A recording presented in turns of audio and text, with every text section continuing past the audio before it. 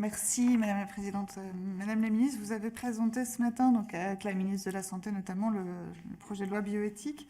Et vous avez à cette occasion présenté à la presse la réforme du droit de la filiation, puisque le droit à la PMA pour toutes que vous préconisez va modifier radicalement notre code civil en la matière.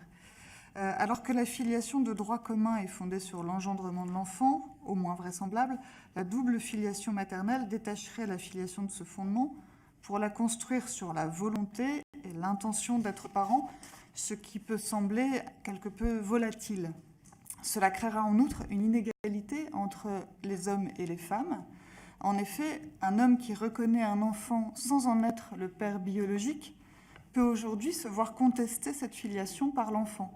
En revanche, la filiation d'intention s'imposerait de façon définitive pour les mères.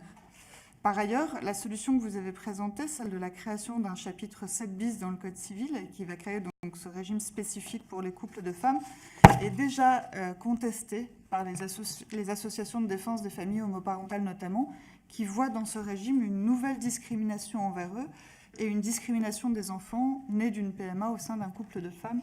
Et je voulais avoir votre réaction à ces différents éléments. Merci, Madame la Ministre. Je vous remercie.